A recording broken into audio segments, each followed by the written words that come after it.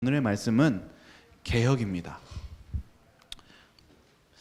제가 한 가지 질문을 드릴게요. 여러분은 오늘 사시면서도 재림을 준비하십니까? 여러분 이번 주에 사시면서 나 재림을 준비하겠다 이러면서 사신 적 있습니까? 아마 많이 없으시죠. 왜냐하면은 한 주 한 주 살아갈 때 오늘 일 하루하루의 그 하시는 그 일 때문에 신경을 곤두서고 어떤 사람 때문에도 신경을 곤두쓰면서 한 주를 보내시면서 내가 재림을 언제 생각해 본 겨를이 없이 아마 지나가셨을 것입니다. 근데 여러분 한번 생각해 보세요. 왜냐하면은 성경은 재림에 대해서 재림 때 어떤 일이 있을 것인지 뭐라고 얘기했냐면 이렇게 얘기했습니다. 다니엘서 12장 1절입니다. 한번 읽어보겠습니다. 시작. 환난이 있으리니 이는 개국 이래로 그때까지 없던 환난일 것이며 그때 내 백성 중 책에 기록된 모든 자가 구원을 받을 것이라. 마지막 재림 직전에 재림이 가까울 때 어떤 일이 있다고요? 환난이 있대요. 환난은 환난인데 어떤 환난이래요? 개국 이래로 없었던 환난이래요. 여러분 먼저 일단은 우리가 마지막 시대에 가까우면은 정말 큰 환난이 있을 것임을 성경은 예언해 놨습니다. 근데 그 환난은 지금 동안 보지 못했던 엄청난 환난이라고 얘기합니다. 저는 이 말씀을 읽을 때 실은 제가 이번 주에 뭘 읽고 있었냐면 각시대의 대쟁투를 읽고 있었어요. 각시대의 대쟁투 중에 그럼 마지막 때 어떤 일이 있는지에 대해서 좀 기록한 것이 있는데 그 부분을 제가 좀 읽어드리겠습니다. 그리스도 교국의 여러 위정자들이 십계명을 지키는 자들에게서 정부의 보호를 제거해버리고 그들을 멸망시키려 하는 자들의 손에 넘겨준다는 법령이 반포하게 되면 하나님의 백성들은 도시와 촌락을 떠나 가장 황량하고 인적이 드문 곳으로 피하여 함께 무리를 지어 거하게 될 것이다. 사람들이 극히 부당하고 잔인한 속박을 받을 것이다. 하나님의 사랑을 입은 백성들은 괴로운 날을 보내고 쇠사슬에 매이고 감옥에 갇히고 사형 선고를 받고 그중 더러는 어둡고 불견한 옥에 갇히어 기아로 거의 죽을 지경에 당할 것이다. 아무도 그들의 신음소리를 들어주지 않고 아무도 그들을 돕고자 즐거이 손을 뻗는 자가 없을 것이다. 여러분 마지막 때에 이런 일들이 벌어진다면 여러분들은 어떻게 하시겠습니까? 저희가 구역반에서 계시록을 가르치는데 계시록에 뭐가 적혀 있냐면은 그 마지막 때에 누가 능히 서리오 이렇게 이야기하고 있습니다. 여러분 우리가 우리의 구원을 바라볼 때 어떻게 우리는 재림을 준비하고 계십니까? 성경은 그 빌립보서의 2장 12절에 이런 말씀이 있더라고요. 우리가 두렵고 떨림으로 너희 구원을 이루라. 여러분 우리의 구원을 어떻게 이루라고 얘기했냐면은 두렵고 떨림으로 우리의 구원을 이루어야 된다고 얘기하고 있습니다. 저는 이런 생각을 해보았습니다. 내가 재림 때에 이 날이 왔을 때 나는 주님을 믿는 그 믿음으로 당당히 설 수 있을까? 그럴 때 이 대쟁투는 두 사람에 대한 기도에 대해서 얘기합니다. 마지막 때 의인은 두 종류의 기도가 있다고 얘기합니다. 첫 번째는 우리가 잘 아는 좀 생략을 하겠습니다. 야곱의 기도입니다.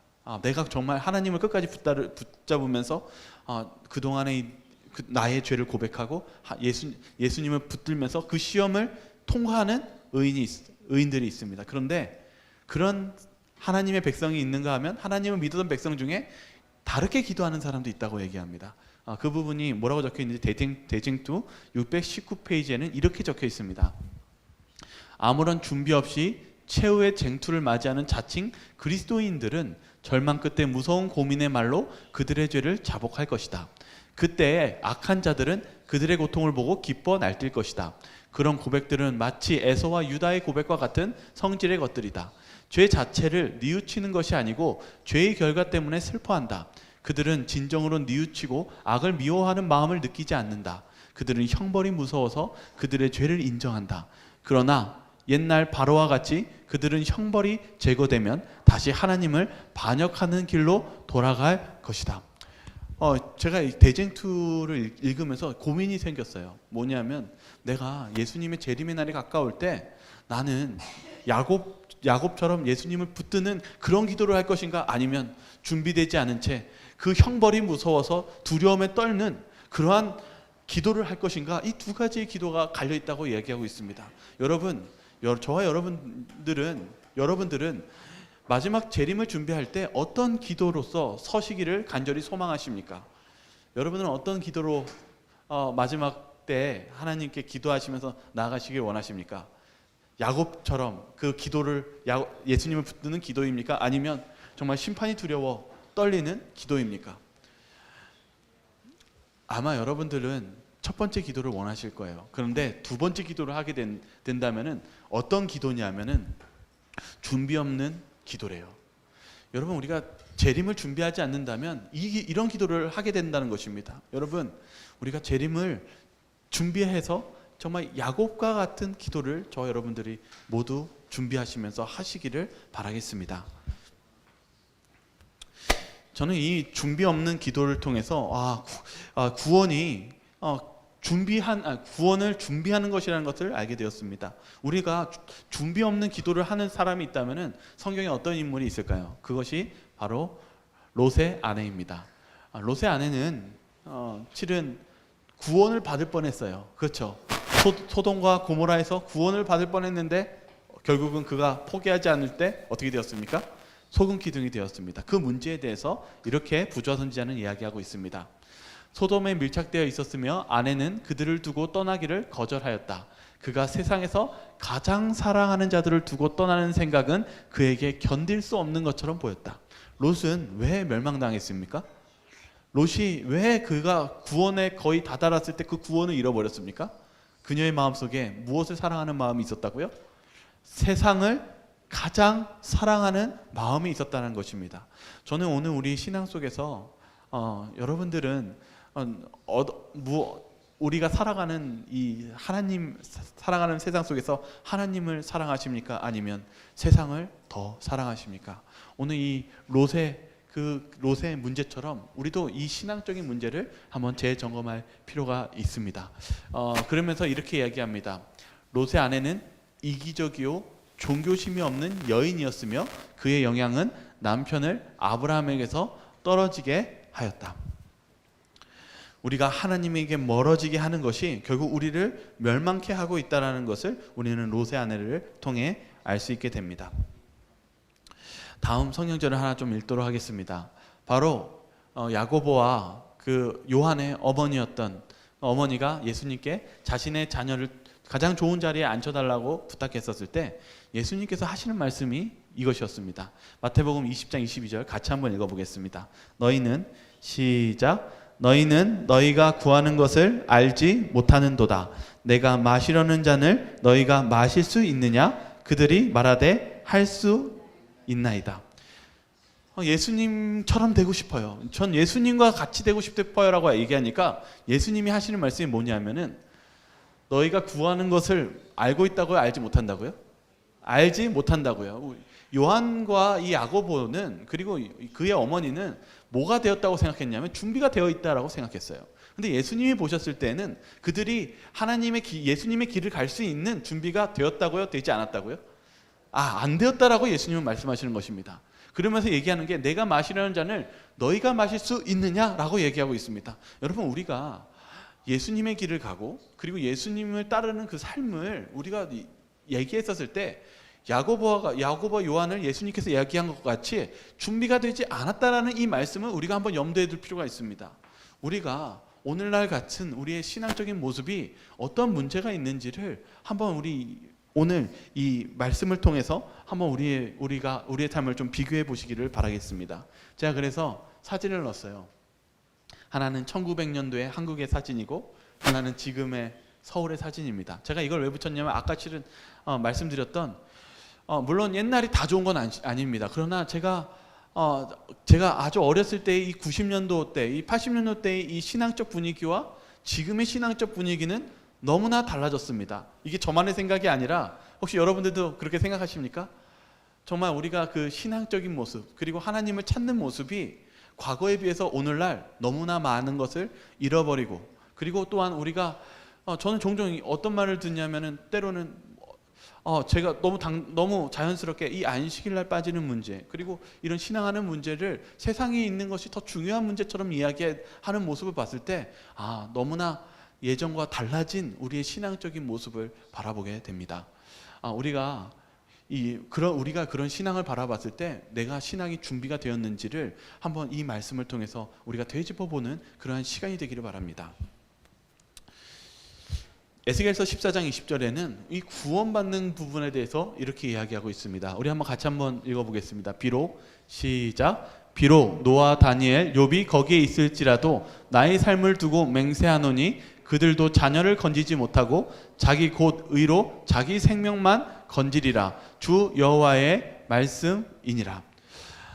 저는 오늘 이번 주에 계속 재림에 대한 생각을 하면서 과연 우리가 재림의 때, 그리고 우리가 어려운 낙담과 역경이 왔었을 때 우리는 어떻게 하나님의 하나님을 믿고 일어설 수 있을까라는 생각을 했었을 때 바로 이 말씀이 생각났습니다. 우리에게 이 구원은 아무리 신앙이 좋았던 노아나 다니엘의 욥과 같을지라도 그들의 구원을 다른 사람이 이루어줄 수 있다고요? 없다고요? 없다고요. 제가 오늘 이 말씀을 드리고 싶은 것은 때로는 어떤 분은 교회를 오라고 하고 연락을 하고 또 연락을 하면 그때 오시는 분이 있어요. 근데 우리의 신앙이 마치 가만히 앉아 있어가지고 누군가 그 음식을 떠먹여주고 그럴 때 겨우 가는 그런 신앙이 된다면은 그러한 신앙은 실은 우리의 신앙 속에서 결코 바른 신앙이 아니고 우리가 주님께 그런 구원의 계단으로 가는 그 길이 결코 누군가의 손에 의지해서 가는 신앙이 결코 아님을 이야기하고 있다는 사실입니다. 여러분, 우리의 신앙이 반드시 그런 신앙이 있다면 개혁해야 되지 않겠습니까? 내 신앙이 세상적인 것이 먼저 가 있다면 그 신앙의 개혁이 이루어져야 되지 않겠습니까? 마태복음 9장 37절에는 이렇게 얘기합니다. 이에 제자들이 이르시되 추수할 것은 많되 일꾼이 적으니. 예수님은 말씀하셨습니다. 우리의 이 시대는 우리는 아이와 같이 받아먹는 시대가 아니라 이제는 일어서서 하나님의 일을 해야 되는 시대입니다. 그러나 우리가 게을르고 우리가 하나님의 일을 하지 않는다면 그것은 예수님께서 보시는 바른 신앙이 아니며 하나님께 나아가는 그러한 신앙이 아님을 우리 마음속에 한번 깊이 생각하며 다짐하고 다시 일어서시는 저와 여러분들이 되시기를 바라겠습니다. 제가 이번 주에 조세 베이츠의 전기를 읽었어요. 근데 읽으면서 실은 제가 좀 약간 충격받은 것도 있고 제가 잘못 알고 있었던 것도 있었어요. 왜 그랬냐면 저는 처음에 이 조세 베이츠가 제가 누군가한테 들었는데 조세 베이츠가 담배를 피다가 그런 기별을 받아들이고 담배를 끊었다고 들었었거든요. 근데 그게 아니었어요. 제가 조세 베이츠의 전기를 읽으면서 놀랬던 건 첫 번째는 조세 베이츠는 처음에 하나님을 믿는 신앙인이 아니었습니다. 그러나 그가 이 선장이었는데 이 허리케인을 만나서 정말 큰 위험에 빠졌을 때 그때 처음으로 하나님을 찾고 그리고 요리사가 하나님을 믿는 유일한 그 배의 유일한 신앙인이었는데 하나님께 기도 좀 해달라고 하면서 그가 처음으로 하나님을 찾고 결국은 그 아내가 실은 또 아내가 그의 남편을 위해서 성경을 집어넣으면서 왜냐하면은 이때 당시에는 소설이나 이 세상적인 것을 좋아했던 조세 베이츠였습니다. 근데 하나님을 그때 당시 또 갑자기 선원이 죽으면서 신앙에 대해서 진지하게 생각하고 하나님을 믿기로 결심했던 사람이 조세 베이츠입니다. 근데 조세 베이츠가 놀라운 것은 우리가 이 건강기별이 먼저 알려지기 전에 훨씬 전부터 조세 베이츠가 하나님을 믿고 나서 결심한 게 있었어요. 그게 바로 절제생활이었습니다. 그래서 보니까 그가 술을 끊고 그리고 뭐도 하지 않았냐 하면은 육식을 하지 않고 채식 식단을 했대요. 그런데 이 놀라운 사실은 이 조세 베이츠는 그의 신앙 속에서 어떤 것이 중요하다고 생각했냐면 개혁이 중요하다고 생각했대요. 아무리 내가 하나님을 믿는다고 하고 아무것도 하지 않고 변화하지 않는다면 하나님 말씀대로 살지 않는다면 그것은 우리가 진정한 그리스도인이 아니라고 생각했다는 것이에요. 그래서 조세 베이츠는 그가 못했냐면은 하나님의 기별이 옳다라고 생각했던 것을 철저하게 지키기 시작했습니다. 그 중에 한 사건이 안식일을 지키는 문제였고 두 번째는 바로 이 절제 생활과 채식주의에 대한 결단이었습니다. 그래서 그가 선원들한테 선장이었으니까 뭘 요구했냐면은 원래 배에서 술을 마시는 게 굉장히 다반사였습니다. 그런데 내 배에 타는 사람들은 뭘 마시면 안 돼요? 술을 절대 마시면 안 된다. 그리고 두 번째, 욕을 금지시켰습니다. 이 선원 생활에서 이 그들의 말하는 것들에 대해서 얼마나 그것들이 거칠고 신을 모독하는 말들이 욕이 많은지 그것을 다 금지시켰어요. 어떻게 보면은 불가능한 일이었습니다. 그런데 그 안에 선원들과 싸우기도 하고 한 명이 또한 선원에 떠나기도 하고 그런 여러 가지 고충 속에서 이 조셉 베이츠가 그가 강했던 사람이 아니에요. 기도하고 하나님을 붙들면서 하나님께 도와달라고 외치며 그렇게 항해 생활을 했는데 놀라운 일이 벌어졌습니다. 그 보통 선원에 있던 선주들이 보통 떠났는데 다음에도 조셉 베이츠와 같이 일하고 싶다라고 이야기한 것입니다.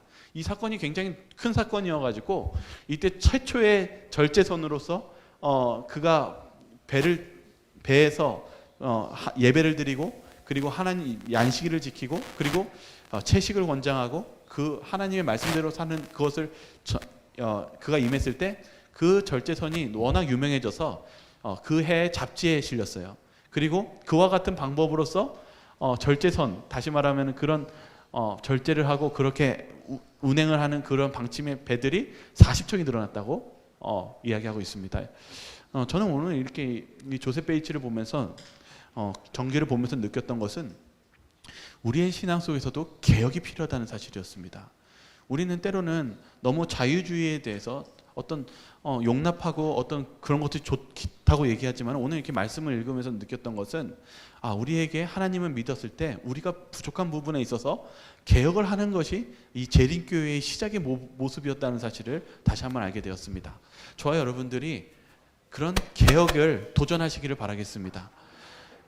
그 증언보감 1권에서도 이렇게 적혀 있어요. 하나님의 백성들 사이에서 개혁이 일어나야 할 필요가 크다. 성경의 표준에 도달할 자들을 찾아보기가 정말 어렵다. 생수의 근원이신 하나님을 버리고 그들은 스스로 웅덩이를 팠는데 그것은 물을 저축지 못할 터진 웅덩이이다. 천사는 사랑과 믿음의 결핍이 하나님의 백성들이 지금 범하고 있는 큰 죄이다라고 말하였다. 믿음의 결핍은 사람들을 부주의하게 하거나 자아와 세상을 사랑하게 한다. 오늘 증언보감은 자꾸 뭘 얘기하냐면 개혁이 강력하게 필요하다고 얘기합니다. 근데 개혁이 무엇이냐면은 여러분들이 지금 고민하고 있던 어떤 부족한 부분에 있던 개혁을 용기 있게 실천하라는 것입니다. 바로 이 부분에 있어서 믿음의 결핍을 얘기하고 있습니다. 여러분 그 믿음의 결핍 안에서 그 믿음을 활용하심으로써 다시 건강한 신앙 그리고 하나님을 더욱더 가깝게 믿는 성장하는 신앙을 하라는 그 개혁을 촉구하고 있다는 사실입니다. 여러분 개혁을 할 필요가 있겠습니까? 실은 우리에게 그런 개혁이 필요합니다. 이 조셉 베이츠 시대가 어떤 시대였냐면은 여러분들 잘 알다시피 1844년 아시죠? 그 시대에 그 재림운동을 가장 가깝게 일했던 사람이 조셉 베이츠입니다. 그가 예수님이 가까이 왔다라는 그런 기별을 들었을 때 그는 더욱더 열심히 주님께 다가갔고 그의 개혁을 실천해 옮겼습니다. 우리의 예수님의 재림이 가까움을 여러분 느끼십니까? 그럴 때 우리는 개혁해야 합니다. 개혁함으로써 우리가 주님과 함께 주님께 다가가며 준비하시는 우리 모두가 되기를 바라겠습니다. 그러한 예로 바로 이번 주에 읽었던 성경 중에 사사기서를 읽고 있었습니다. 사사기서의 1장의 시작은 무슨 시작이었냐면은 이제 가나안 땅을 거의 정복하고 아직 남아있는 여러 민족들이 있었습니다. 그래서 하나님께서 이 땅을 주시면서 뭐라고 얘기했어요? 거기 안에 아직 가나안 민족과 여러 민족들이 남아있으니까 어떻게 하시라고 그랬어요? 그냥 어떻게 하라고요?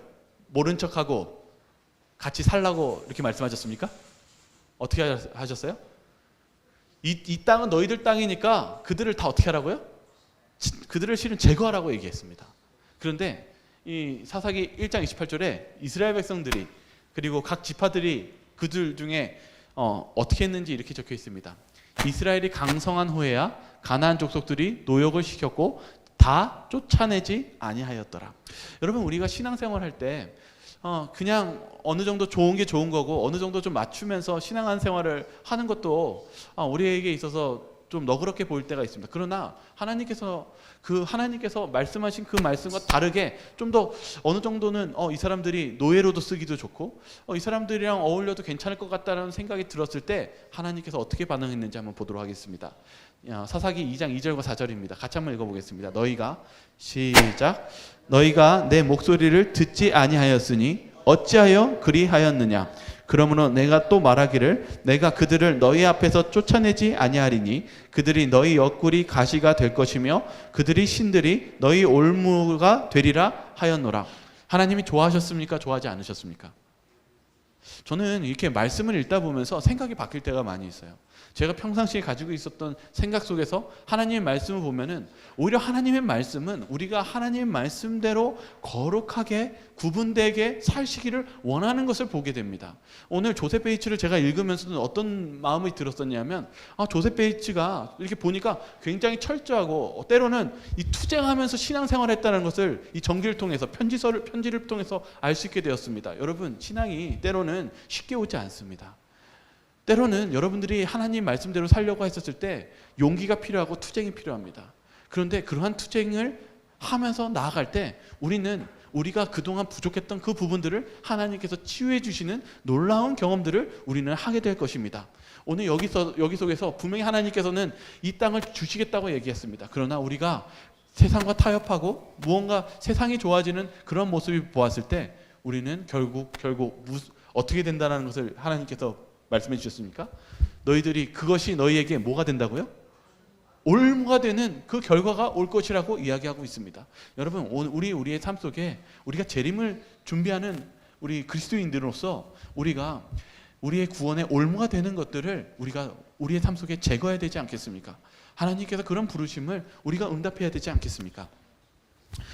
제가 이번 주에 다른 책을 또 하나 읽고 있었는데요. 그게 뭐냐면은 마태복음 성경학대경이었습니다.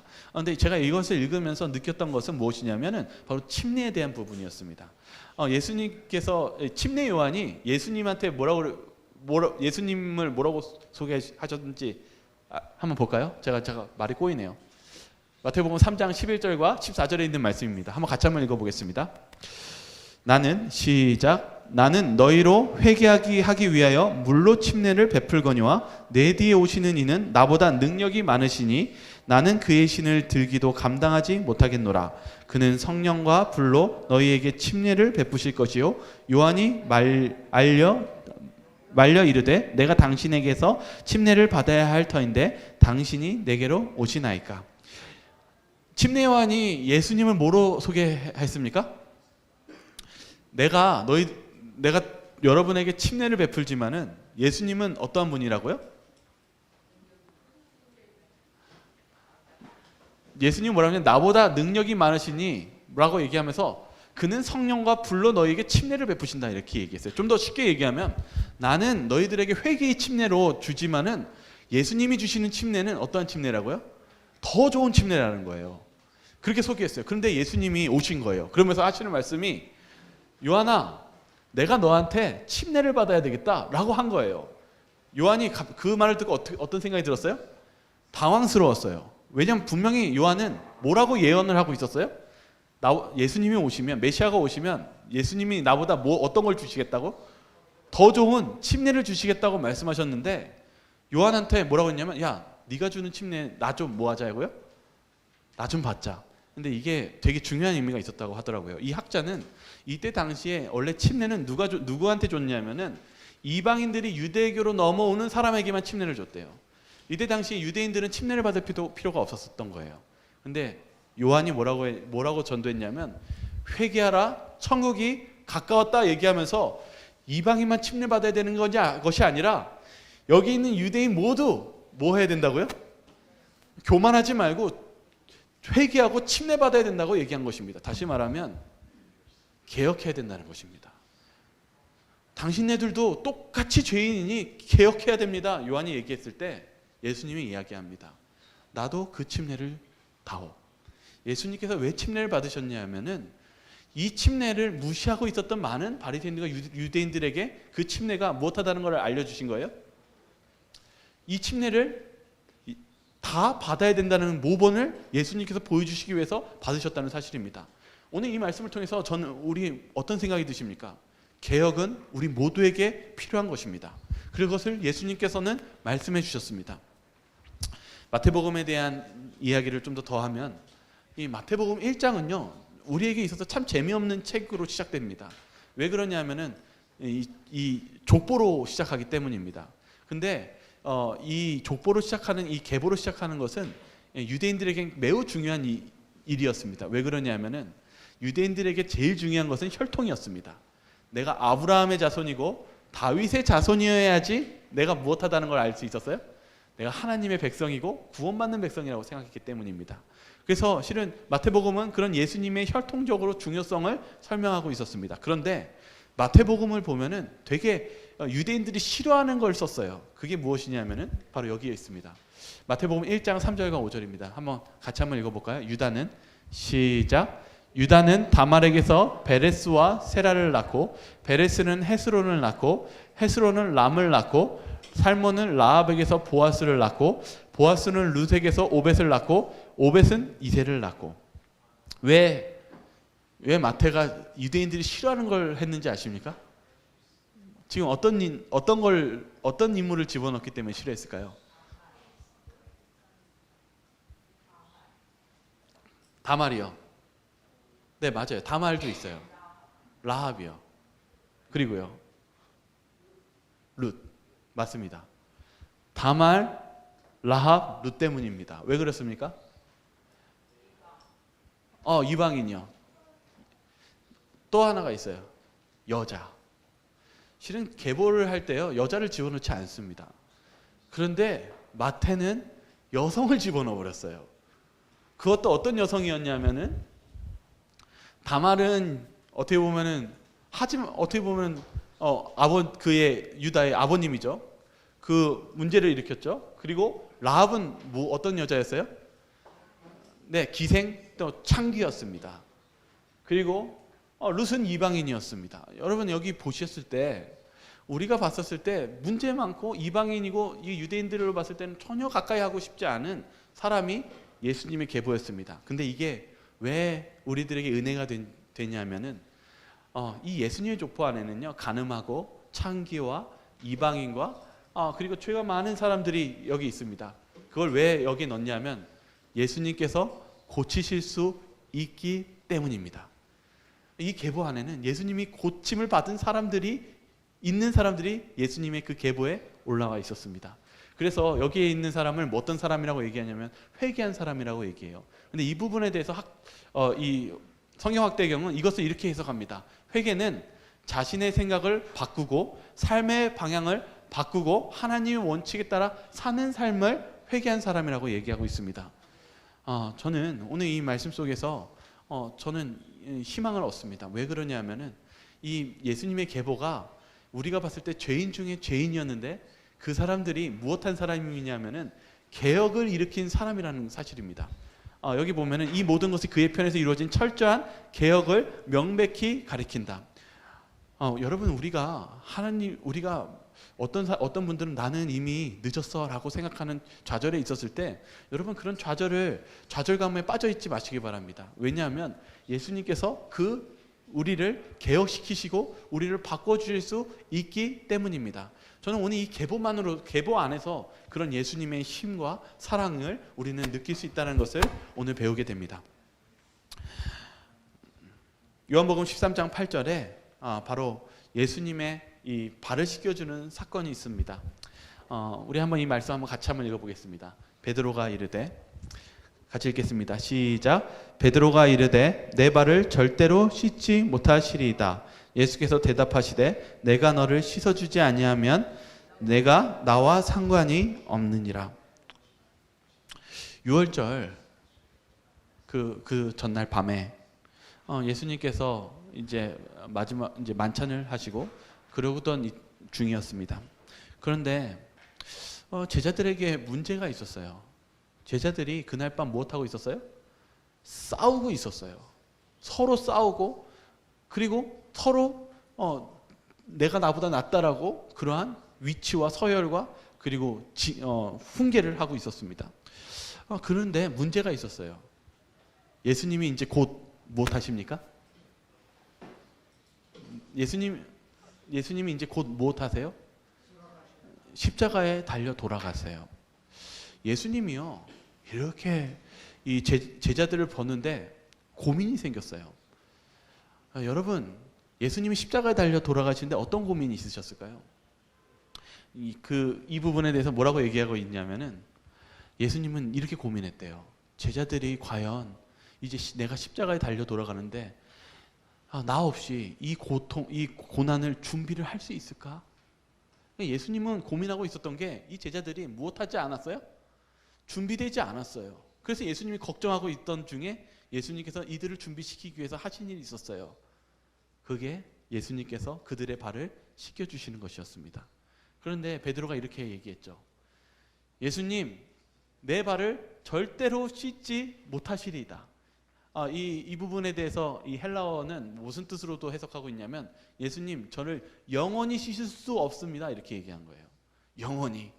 그러니까 예수님이 뭐라고 했냐면, 야 베드로야, 내가 너의 발을 씻어주지 않으면 못할 수 없다고요? 너와 나는 상관이 없다. 이게 굉장히 중요한 말이에요.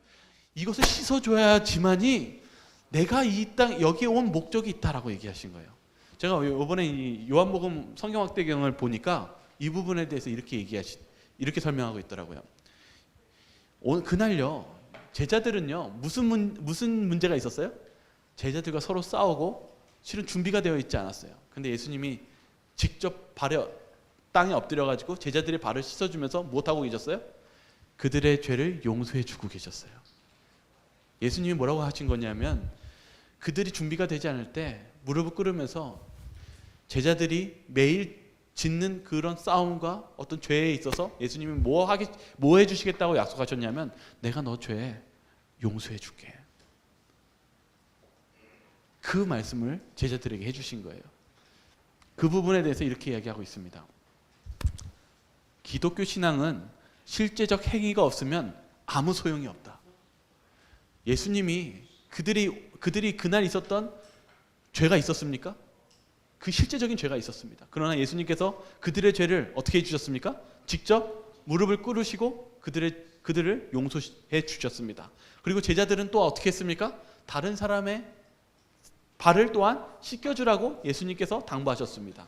여러분, 우리의 신앙은요, 가만히 있는 신앙이 아니라 실제적 행위가 있는 신앙입니다. 그들의 신앙은 가만히 용서받고 아무것도 안 하는 신앙이 아니라 예수님께서 직접 우리를 씻겨주시고, 또한 우리가 또한 그 직접적인 행동적인 변화가 요구되는 그러한 신앙을 우리들에게 보여주셨습니다. 이 부분이 그 다음에 연결됩니다. 왜 그러냐면, 예수님께서 이 발을 씻겨주고 나서 무엇 해주셨습니까? 떡을 떼주셨습니다. 우리가 잊지 말아야 되는 건, 발에 씻지 않은 사람이 떡을 준 게 아니라 예수님께 발을 씻은 사람에게 떡을 주셨습니다. 이게 무슨 의미일까요? 여기 그 사건 속에서 가룟 유다가 나옵니다. 이 부분을 한번 성경적 같이 읽겠습니다. 요한복음 13장 26절입니다. 같이 읽겠습니다. 시작.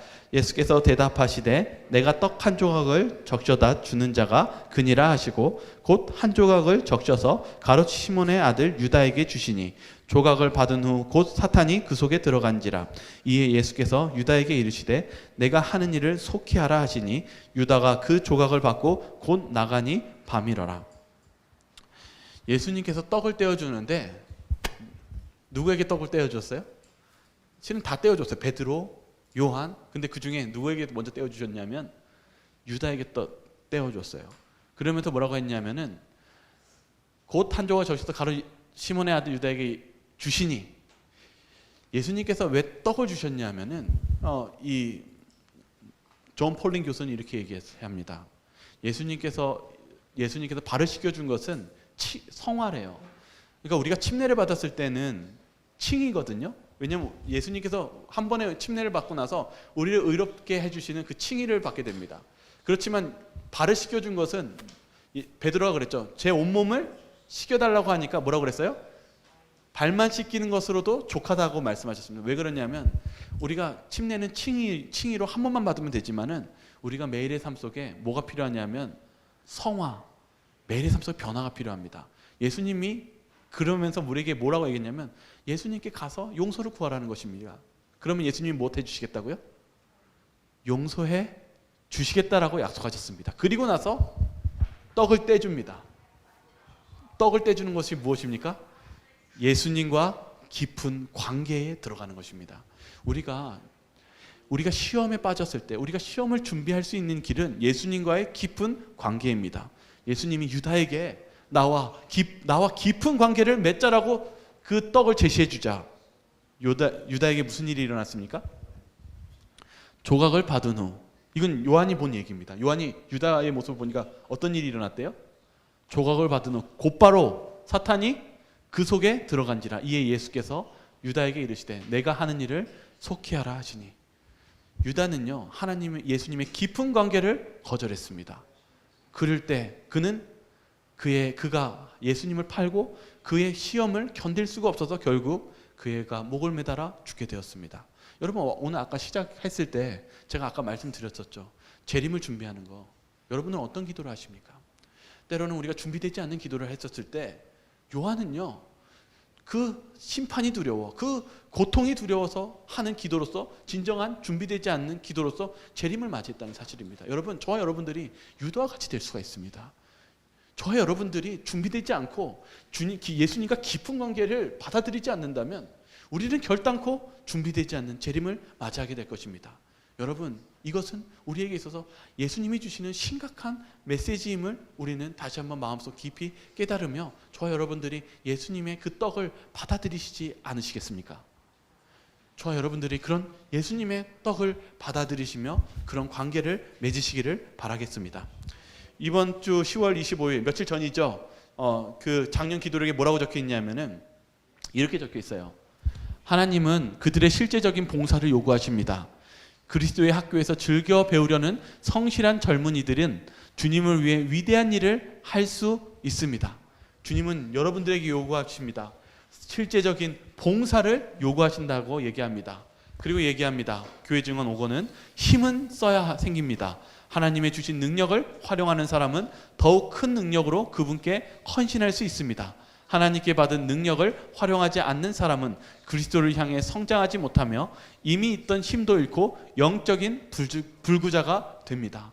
여러분, 우리의 삶 속에 이 매일의 주님의 떡을 받아들이며 여러분의 삶 속에 개혁을 일으키실 때 하나님께서는 여러분들을 성장시켜 주실 것입니다. 요한은 예수님에게 더 큰 것을 주시는, 그러한 침례를 주시는 예수님이라고 소개했습니다. 예수님께서 여러분이 예수님께 나아간다면 예수님은 여러분들에게 더 큰 능력의 선물을 주실 것이고 그 재림의 준비를 가능하게 해주실 것을 믿으며 나아가시길 바라겠습니다. 개혁이 필요합니다. 제가 이번 한 이야기를 하고 마치도록 하겠습니다. 이분이 어느 나라 사람인지 모르겠는데 이 질슨이라는 사람이 있었어요. 근데 이 질슨이 10대 때 재림교회에 다니게 되었어요. 근데 이 재림교회의 소개를 받고 다니게 되었는데 그가 재림교회를 떠난 이유가 있었어요. 뭐 때문에 떠났을까요? 이 질슨이 돼지고기를 너무 좋아해가지고 그가 너무 좋아해서 더 이상 이 교회와 맞지 않아서 교회를 떠나버린 거예요. 그래서 실은 교회를 갈 때마다 집이 그 교회 근처였나 봐요. 그러면서 직장을 나갈 때마다 안식일에 교인과 마주치면 이렇게 얘기했대요.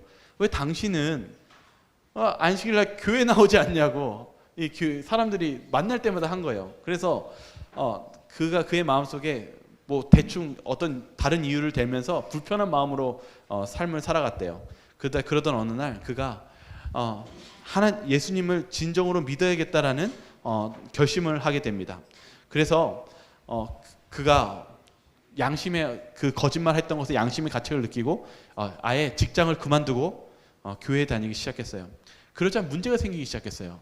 아버지가 그에게 화를 내기 시작했어요. 왜 그러냐면 직장을 버리고 그렇게 됐으니까 화가 나서 내가 너 다시는 보지 않겠다라고 하시면서 이 관계를 단절시킨 거예요. 그가 이제 음식을 개혁하고 그리고 관계가 직장을 잃고 집안에서도 쫓겨나가지고 매일 부모님이 자고 나서 난 걸 확인하고 수개월 동안 그런 생활을 하게 되었습니다. 결국 그가 9개월 동안 교회에서 다시 성경 공부를 하고 침례를 받고 이제 하나님을 믿기로 결심했을 때 하나님께서 놀라운 섭리로 그에게 직장을 소개시켜 줬어요. 대만의 한 농업회사에 취직을 시켜줬어요.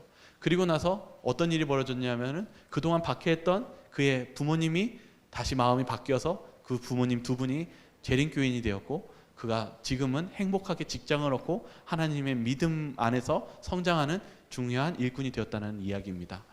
저는 이 실제 이야기를 들으면서 이런 생각이 들었습니다. 우리는요, 실은 다 다른 개혁해야 되는 문제점을 가지고 있습니다. 근데 저와 여러분들이요, 그 개혁을 예수님이 오기 전에 우리가 그 개혁을 이루어야 하지 않겠습니까? 근데 개혁을 이루어야 되는 시기가 언제일까요? 그것은 미래도 아니고 내일도 아니라 오늘입니다. 저와 여러분들이 오늘 이 말씀 속에서 오늘 재림이 가까워졌다라는 그런 믿음 가운데 사시고 있다면은 이 재림을 심각하게 바라보시면서 두렵고 떨리는 마음으로 오늘 여러분의 마음속에 그런 개혁이 이루어지기를 간절히 소망하며 오늘 말씀을 마치도록 하겠습니다.